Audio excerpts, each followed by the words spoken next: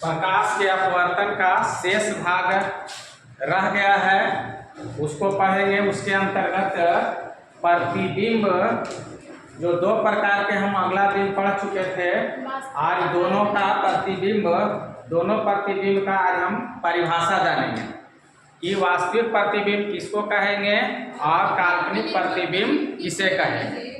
तो सबसे पहले समझना है वास्तविक प्रतिबिंब किसे कहेंगे। तो किसी बिंदु स्रोत से आते हुए प्रकाश के किरण परावर्तन अथवा अपवर्तन के बाद जिस बिंदु पर मिलती है या काटती है या वास्तविक में मिलती है, तब उसे हम लोग कहेंगे प्रतिबिंब। मतलब लेंस में गया, लेंस से गुजरने के बाद सही में वास्तविक में अगर वह मिल रही है, काट रही है, तब उसको हम लोग कहेंगे वास्तविक प्रतिबिंब। वही लिखाए हैं, इसी बिंदु स्रोत से आती किरणें अपवर्तन के बाद जिस बिंदु पर वास्तव में मिलती है, उसे उस बिंदु स्रोत का वास्तविक प्रतिबिंब कहते हैं। फिर से एक बार सुन ले, इसी बिंदु स्रोत से आते हुए प्रकाश की किरणें अपवर्तन के बाद जिस बिंदु पर वास्तव में मिलती है, उसे हम लोग कहेंगे वास्तविक प्रतिबिंब।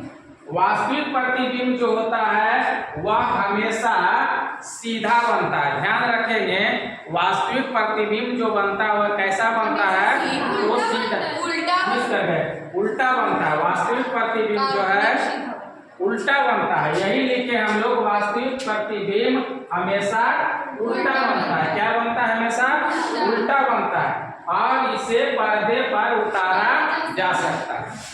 कैसे याद रखेंगे? इसी बिंदु स्रोत से आती हुई प्रकाश की किरण अपवर्तन के बाद जिस बिंदु पर वास्तव में मिलती है, उसे वास्तविक प्रतिबिंब कहते हैं, या इसे पर्दे पर उतारा जा सकता है क्योंकि यह हमेशा उल्टा प्रतिबिंब बनता है।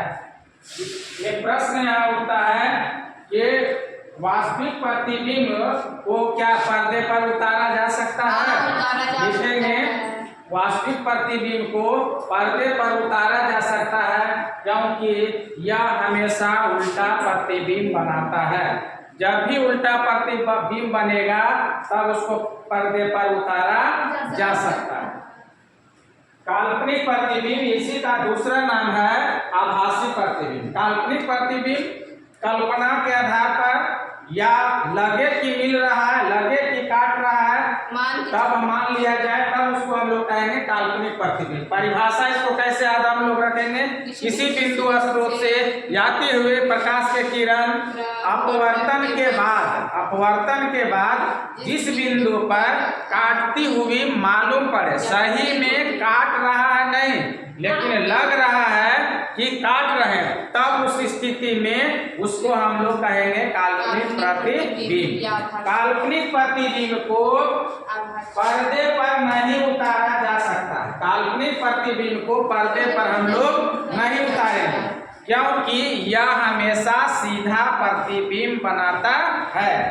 आगे का प्रश्न एक दूसरा इसको उठा करके कि आभासी प्रतिबिंब क्या पर्दे पर उतारा जा सकता है? काल्पनिक प्रतिबिंब को पर्दे पर प्राप्त किया जा सकता है? तो कहेंगे हम लोग नहीं। क्यों नहीं?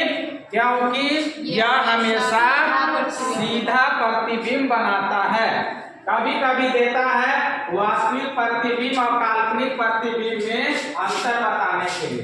तो एक तरफ लिखेंगे वास्तविक और एक तरफ लिखेंगे काल्पनिक। पैसे भी अंतर दे सकते हैं, लेकिन अगर बीच में रहे 3 अंतर 4 अंतर, तो एक में पहले परिभाषा लिखेंगे। कैसे लिखेंगे? किसी बिंदु स्रोत से आती हुई प्रकाश की किरण अपवर्तन के बाद जिस बिंदु पर काटती है उसे वास्तविक प्रतिबिंब कहते हैं। इधर इसी बिंदु स्रोत से आती हुई प्रकाश की किरणें अपवर्तन के बाद जिस बिंदु पर काटती हुई मालूम पड़ती है, सही में काटती नहीं है, तब उसको कहेंगे हम लोग काल्पनिक प्रतिबिंब। फिर 2 में लिखेंगे इसे पर्दे पर उतारा जा सकता है। इसे लिखेंगे पर्दे पर नहीं उतारा जा सकता। लिखेंगे इसका प्रतिबिंब हमेशा सीधा बनता है, उल्टा बनता है। वास्तविक में हमेशा प्रतिबिंब उल्टा बनता है और काल्पनिक में यह हमेशा प्रतिबिंब सीधा बनता है। ये दोनों समझ में आ गए। फिगर है विभिन्न दूरियों पर रखा। जैसे हम लोग दर्पण में रखे थे, फोकस पर रखे थे, वक्रता केंद्र पर रखे थे, फोकस और वक्रता केंद्र के बीच रखे थे, लेंस और फोकस के बीच रखे थे, अनंत पर रखे थे। तो वैसा ही आज हम लेंस में अभी 2 लिखा है, बाकी 4 और बाकी है। पहला जो लिखे हैं, जब किसी वस्तु को उत्तल लेंस और फोकस के बीच रखा जाता है तब उसका प्रतिबिंब कहाँ और कैसा बनता है। चित्र देखियो, हाँ समझो कैसे करेंगे। सबसे पहले एक उत्तल लेंस पार लेंगे। क्या पारेंगे? एक उत्तल लेंस का चित्र खींच लेंगे। उसके बाद एक इसे प्रधान अक्ष को खींच लेंगे। प्रधान अक्ष, अब प्रधान अक्ष जहाँ इधर, अब एक यहाँ पर एक वस्तु रखेंगे, अगर देना है इधर से ऐसे दे सकते हैं। अब ये वस्तु है, ये भी जो है यह वस्तु है।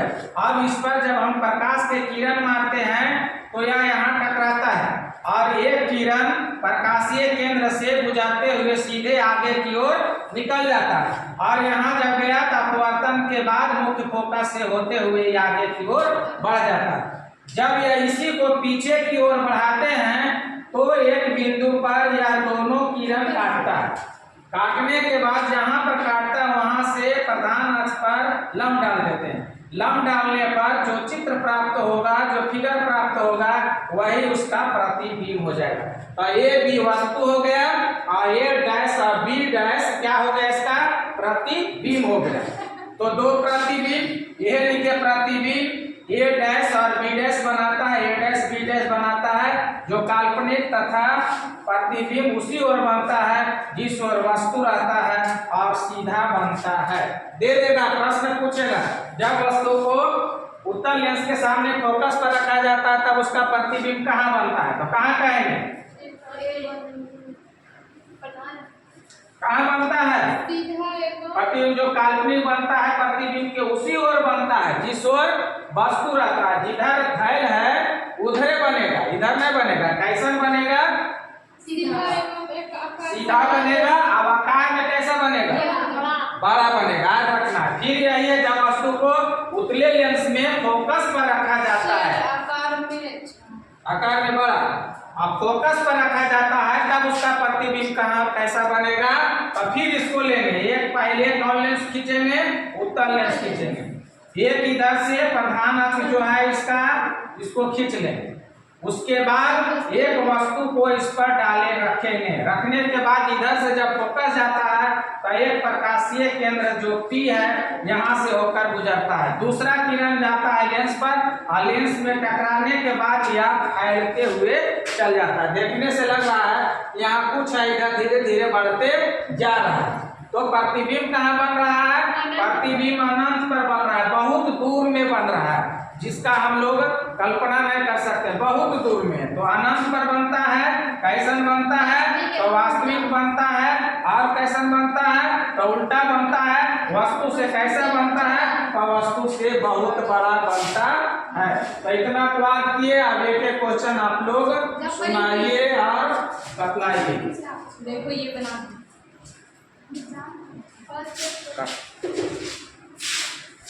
चलिए, आप लोग अभी समझ गए हैं और इसका एक एक उत्तर सबको देंगे। बतलाइए, वास्तविक प्रतिबिंब को पर्दे पर उतारा जा सकता है? वास्तविक प्रतिबिंब को पर्दे पर उतारा जा सकता है। पर्दे पर उतारा जा सकता है क्यों?